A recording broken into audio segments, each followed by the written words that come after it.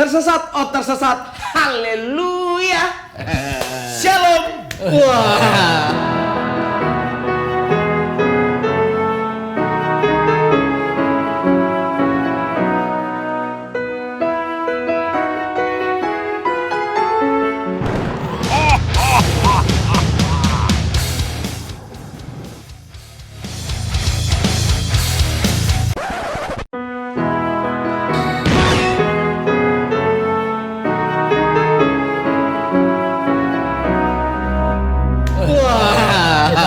Iya. Untuk kalangan sendiri. Dari sebelah ya. Dari channel YouTube sebelah saya ditransfer ke sini. Vakum juga ya. Vakum karena sama. Karena kan gini. UKS itu kan awalnya bertiga. Iya. Gua, Reza Nangin, Martin. Iya. Muncul season 2 kita mengajak Coki Pardede dengan berharap semakin banyak yang kita grab. Iya. Dia masuk cuma 2 episode narkoba. Channelnya vakum. Iya. Kenapa Echa sama Martin nggak konsisten juga gitu? Enggak. Gua kalau gua bilang gua sama Echa berarti Martin enggak temenan dong. Salah. Kita masing-masing punya kesibukan. Gua sama Echa di PH gua, Martin di Cameo Project. Oh gitu. Pantas mereka juga nggak konsisten channelnya ya. Anda dong. Oh iya saya. Dan hari ini gue senang gue bisa gantiin Priska. Iya. Karena kan ini kan bulan Desember, udah mulai banyak acara-acara Natal KKR. Biasa orang timur jaga gereja. Loh, lu kan orang timur nggak jaga gereja? Bosnya. Gue taruh aja sini. Karena emang kalau Natal itu mendekati Natal itu tanah kita nggak jaga, lebih ke gereja. Membludak, maksudnya jemaatnya membludak. Iya. Memang Anda casing Ambon, otak tetap Cina ya. Karena di Natal pendeta makin kaya kadang-kadang ya. Sama kolesterol. Banyak undangan makan babi ke jemaat. Bayangin kan kalau Natal tuh gereja tuh kadang-kadang pasang tenda di depan. Iya. Jumlah jemaat itu naik 2 kali lipat. Berarti kekayaan pendeta naik 2 kali lipat. Gereja maksudnya. Iya. Nggak boleh gitu, itu dipergunakan untuk pelayanan. Pelayanan pendetanya. Aduh, sujon. Ada gerejanya, gereja kan dipakai untuk membangun gereja, untuk datang ke orang-orang sakit, ke orang-orang yang lagi membutuhkan, tapi yang circle pendeta. Yang kira-kira persembahan kasihnya masih oke untuk akhir tahun. Jangan ngomong kayak gitu. Ini pendeta loh diomongin. Iya. Kayak ngomong nggak ada pendeta aja. Lupa. Kalau di PS kan nggak ada. Gimana Kak Yeri? Apakah kekayaan bertambah ketika akhir tahun? Mudah-mudahan. Ini bagus. Ngomong. Ini bagus. Berpengharapan. Langsung kita tanya-tanya. Oke, pertanyaannya. Tapi enggak. Gua kalau nonton Domba Tersesat, ya pertanyaan tuh masih ada template-templatenya. Gitu-gitu aja ya? Gitu-gitu aja. Kita harus bertanya, tapi kita udah rangkum dari semua pertanyaan-pertanyaannya. Kita rangkum, kita ganti bahasanya dengan pertanyaan-pertanyaan kita. Oke, kalau kayak gitu. Pertanyaan dari gua ya. Boleh. Kak Yeri, ini kan tahun ajaran baru. Mahasiswa ya kan? Mahasiswa Kristen ini banyak yang bermasuk ke kampus dengan pemikiran yang jernih. Iya, betul. Nah, dibawa kepada pilihan. Ya. Apakah si mahasiswa baru ini harus pelayanan di PMK atau di lembaga pelayanan Kristen? Ini perang sengit nih. Ini kan biasanya Angkatan perang sengitnya itu. Iya. Pilih gereja atau kampus. Berkhianat kamu ke gereja. Tadi gereja kamu pengkhianat pergi ke kampus. Iya, itu dia. Ditolak sana, ditolak sini. Tergantung siapa yang datang ke kosan kan. Pas dia datang ke kosan, gua cabut. Untuk selama kampus saya nggak ikut dua-duanya. Saya teater aja. Oh, berarti Anda anak yang tidak baik. Karena yang diperbutkan itu adalah 1% dari anak-anak baik yang ada. Disebut itu curi-curi domba. Daripada bikin ribut, mending gue yang damai-damai aja. Ya kayak dia gini jarang diajak. Jangan lewatin kosannya. Iya. Soalnya susah. Buat apa ngumpul-ngumpul mengatasnamakan unit kegiatan Kristen kalau cuma ngomongin orang? Bener lagi. Lanjut. Oke, jadi gini. Sebenarnya ya, pelayanan itu esensinya ada di tingkah laku dan kualitas orangnya, bukan kegiatannya. Jadi fokus pelayanan tuh tidak ke kegiatan. Kalau kita fokusnya ke kegiatan, maka kita harus pilih di gereja atau di kampus atau di kantor atau di mana. Jadi kita selalu punya pilihan. Tapi kalau kita berkarakter, pelayanan dimulai dari tingkah laku, kualitas, bukan aktivitas, maka kita akan dengan mudah melangkah kemanapun kita memilih. Yang penting esensinya adalah kita menjadi orang yang jauh lebih baik. Nah, ini menarik nih. Ketika banyak orang membangun cara ibadah yang lebih baik, Yesus membangun cara hidup yang lebih baik. Jadi esensinya harus cara hidup yang semakin progresif baik. Bukan kita ributin cara ibadahnya, di mana ibadahnya, satu tepuk tangan, satu enggak, satu pakai alat musik full, satu enggak, satu di gereja, satu di kampus, satu panggil bro, satu panggil pastor, satu panggil coach. Iya. Ada. Banyak banget sekarang kayak gitu-gitu. Papen, ini kan.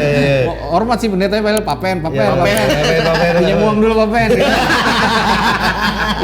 Ada yang panggil Dedi. Ya, jadi esensinya adalah bukan di aktivitas, setelah itu baru beraktivitas. Kalau kita lihat Yesus juga mulai dari ketika dia dibaptis ada suara, inilah anakku yang kukasihi, kepadanya aku berkenan. Jadi dia mulai dari attitude berkenan dengan Bapaknya sebelum beraktivitas. Gitu. Jadi esensi pelayanan di kualitas kehidupan dia, dimanapun dia melayani. Ya, berarti tidak perlu ada lagi curi-curi domba lembaga pelayanan antar kampus. Iya. Nggak usah ada kayak gitu. Iya. Next, pertanyaan dari gua Kak Yer. Sebagai umat Kristen, mana yang lebih baik dan seharusnya kita dengar? Kata pendeta atau kata Tuhan? Mana sampai sini aja udah cukup. Karena banyak yang bilang, wah pendeta itu tidak alkitabiah. Tapi kadang-kadang pendeta juga, Alkitab juga tidak sejalan dengan pendeta. Nah, mana yang kita dengar? Pendeta apa Tuhan? Atau pendeta suka mengatasnamakan Tuhan. Yang mana kita harus dengar, Kak Yer? Jadi gini menariknya. Nah, ada orang yang mengajarkan hal ini. Taat sama Tuhan tanpa syarat. Taat sama pendeta tanpa syarat. Nah, kalau kita lihat dari esensi kebenaran firman Tuhan adalah taat sama Tuhan tanpa syarat. Taat sama pendeta bersyarat. Bersyarat. Jadi kita bisa memilih mentaati pendeta yang mana. Biarpun dia seorang pendeta, tidak serta-merta 100% dia mampu mewakili suara Tuhan itu sendiri. Gitu. Jadi selain orang berinteraksi dengan pendetanya, orang juga harus punya satu sirkulasi hubungan dengan Tuhan, dengan firman-Nya, dengan kehidupan sehari-harinya, sehingga dia punya filter. Contoh, misalnya ada orang, saya sering bilang gini nih, kalau lu datang ibadah, lalu pendetanya itu ngomongin ngejelekin agama lain, ngejelekin gereja lain, udah pergi, angkat, bawa barang, pergi keluar. Yang kayak gitu nggak usah diikutin. Karena itu akan merusak sebenarnya gitu. Makanya semua orang hidup bertuhan, bergereja, punya pendeta itu nggak pernah salah. Tapi dia harus punya satu pemahaman filter yang juga dia bangun secara pribadi. Supaya apa? Supaya ketika syarat dan ketentuan berlaku ini tidak layak diikutin, dia mampu untuk filter gitu. Dan kita nggak serta-merta disalahgunakan, dimanipulasi, di abuse gitu kan. Dan itu kan banyak yang terjadi, praktek-praktek manipulatif yang dilakukan leader-leader agama untuk mencari keuntungan. Lu ngelawan gua, berarti lu ngelawan Tuhan. Apa yang gua nggak suka, Tuhan juga nggak suka. Itu sering terjadi itu. Kalau gua bilang sesat, Tuhan juga bilang sesat. Loh, yang Tuhan siapa, yang umat siapa? Jadi sebagai umat Kristen kita harus punya filter membedakan mana yang benar baik yang baik gitu loh. Buat pendeta bilang apa, kalau kita merasa bahwa ini tidak kata Tuhan nih, tinggalkan. Gitu. Tapi kalau misalkan ada pendeta yang kayak gini, Tuhan berkata kepada saya bahwa kamu harus menikah dengan anak saya. Ini gue pengen tanya lanjutannya nih. Yang tadi udah clear ya. Gue tanya lanjutannya. Suara Tuhan tuh seperti apa sih kayak? Gue tuh sekolah di sebuah sekolah di sebuah daerah yang pengajarannya adalah apa-apa tanya Tuhan, apa-apa dengar suara Tuhan. Gitu. Tanya Tuhan, dengar suara Tuhan, tanya Tuhan, dengar suara Tuhan. Sampai leadernya itu dulu itu sampai robek-robek ijazah. Karena disuruh Tuhan katanya. Nah, suara Tuhan tuh seperti apa Kak Yer bentuknya seperti apa. Takutnya kalau wah ini suara Tuhan, ternyata gue skrizo. Iya. Iya kan, takutnya kan. Iya. Gimana? Halusinasi ya. Iya, takutnya halusinasi doang gitu. Iya. Gitu gimana kayak? Tapi gue pernah ngalamin tuh yang lo bilang tadi itu. Apa tuh? Dia ada orang datang nih, terus bilang ini, Tuhan bilang sama gue, lo tuh pacarnya pasangan hidupnya itu. Kalau lo nggak taat, lo akan melukai hati Tuhan. Lo bayangin nggak kalau gue nggak punya filter? Iya. Kok Tuhan ngomongnya sama dia doang ya? Iya. Kan dia bilangnya dia sama gue, kok Tuhan ngomong sama gue? Gue pernah ngalamin. Kok ngomongnya sama dia ya? Iya. Gue juga pernah ngalamin lagi pulang gereja tiba-tiba ada bro, boleh nggak gue doain dulu? Tuhan ngomong sama gue. Ya udah doain aja. Iya. Enggak masalah kalau Nggak enggak masalah. Iya. Jadi sampaikan pesan-pesan dari iya. Asal jangan lu nyuruh gua kawin sama dia lah. Nah itu gimana? Iya, jadi gini, 90% suara Tuhan itu tidak audible, itu firman. Begitu dia keluar dari kontekstual firman, uji, ya kan? Oke. Misalnya kamu tinggalkan kerja di sini, pindah ke sana. Kamu jangan pergi ke kota ini, perginya ke kota ini. Nah, semua harus ada base firmannya. Baru setelah itu ada penglihatan, ada mimpi, ada yang lain-lain. Ya. Nah, tapi kalau orang nggak kuat banget di dalam kebenaran firman, maka itu akan jadi apa ya? Ada istilahnya flaky. Flaky itu ngasal gitu. Oke. Iya kan? Tuhan ngomong nanti dia datang tanggal 28 Desember. Loh, tidak ada base firmannya. Gitu. Jadi itu kan yang ya jujur ini banyak terjadi di kalangan justru karismatik. Iya kan? Betul. Tapi justru yang dari karismatik itu banyak mengatas-atasnamakan firmannya di ini karena firmannya yang ini yang kayak gitu banyak. Iya, itu kan makanya gitu. Kayak pernah satu kali nih, satu gereja berjalan dengan baik. Tiba-tiba salah satu pendoanya menyatakan dapat suara Tuhan. Bahwa di gereja ini ada 5 pengkhianat. Abis itu udah dia dilepasin. Kan orang abis itu lu bukan ya? Akhirnya pecah beneran gara-gara dia doanya. Bukan gara-gara karena orang tiap hari curiga ini pasti dia bener. Akhirnya gue mengkelompok, jangan mau kelompok. Dia pengkhianat. Karena Tuhan udah bilang ada 5 di antara kita loh. Nah itu yang makanya kita harus berkarakter, kita harus base-nya tuh firman. Memang susah antara bedain suara Tuhan sama asumsi ya. Oke, jadi gitu. Kalau 90% itu adalah firman, sisanya itu harus kita uji kebenarannya. Iya, harus kita uji. Bisa melalui situasi dan kondisi bisa. Iya. Lewat penglihatan, lewat malaikat, bisa juga. Atau mungkin lewat orang-orang sekitar kita juga. Betul. Ya. Oke. Dan kalau suara Tuhan pasti masih mengasihi. Iya. Tidak menghancurkan, membangun gitu. Iya. Itu suara Tuhan. Silakan Ibu. Oke. Pertanyaan selanjutnya dari gua adalah mengenai ini yang berhubungan dengan yang dekat-dekat. Ya. Monetisasi lagu gereja.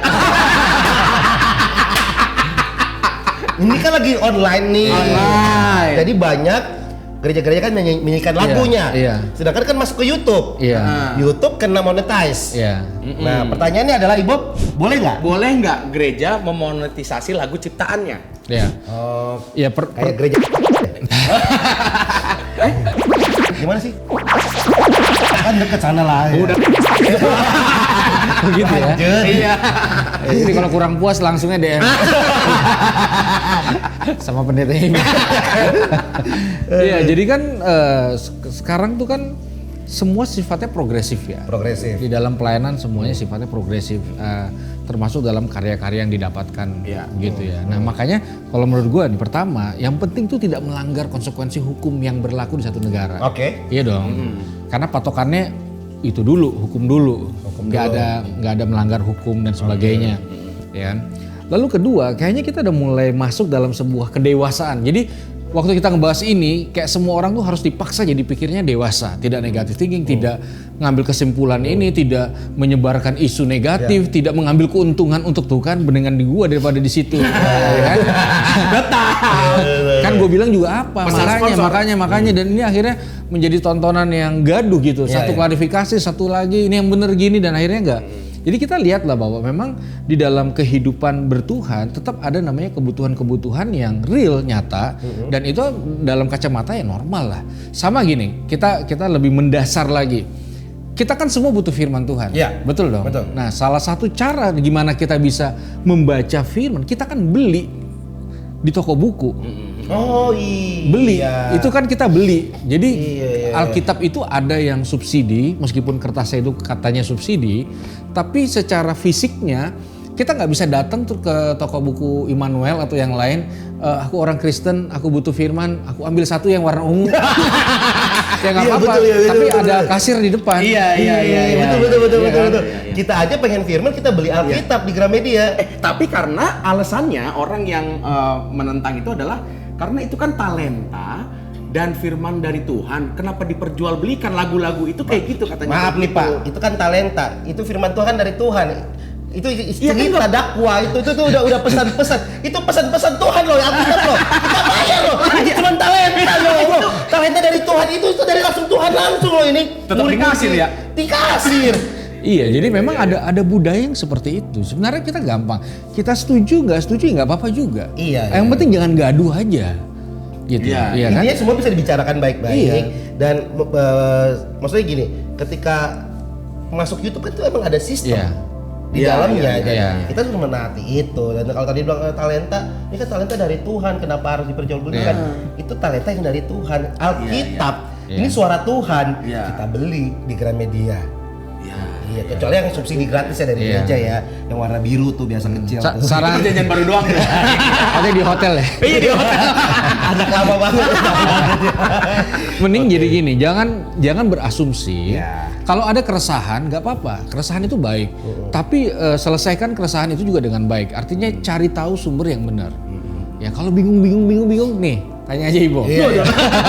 Yang gerejanya. Jadi tanya dari orang yang circle-nya memang punya kompetensi, tanya baik-baik, ngomong baik-baik, sifatnya personal, lalu dapatkan kesimpulan sudah. Oke. Gitu. Jangan menimbulkan satu kegaduhan yang sebenarnya semuanya rugi.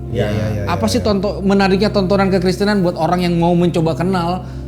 Mereka melihat kita gontor-gontoran gitu loh, gara-gara hal yang sebenarnya bisa diselesaikan dengan baik. Iya, udah minoritas baper lagi. Dan memang kalau tidak Eksklusif lagi. kalau memang tidak mau dimonetisasi lagi ya, tolong bilang sama pendetanya jangan jual kaset rohani dan jangan jual kaset khotbahnya juga. Ya, CD khotbahnya juga jangan dijualin tolong ya.